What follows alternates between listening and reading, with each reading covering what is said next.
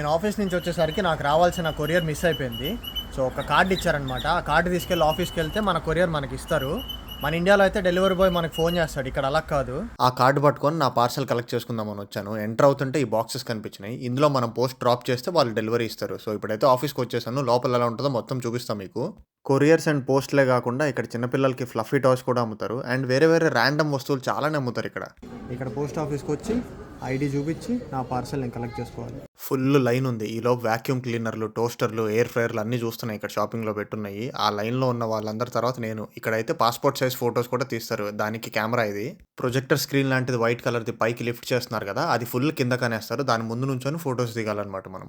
అలానే లోకల్లో పంపించడానికి పోస్టులు వేరే ఎన్వెలప్స్ వాడతాము. ఇంటర్నేషనల్ కొరియర్స్ అయితే ఇప్పుడు నేను చూపిస్తున్న లాంటివి. ఎన్వెలప్స్ స్టార్టింగ్ ప్రైస్ అయితే $4 నుంచి, అదే ఇంటర్నేషనల్వి పెద్దవి అయితే $16 వరకు కూడా ఉంటాయి. ఇట్లా డబ్బాలు కూడా తీసుకోవచ్చు మనం. వాట్సాప్లు, ఇన్స్టాగ్రామ్లో ఉన్న రోజుల్లో ఒక ఉత్తరం రాసి పంపిద్దామా ఇంటికి, ఏమంటారు?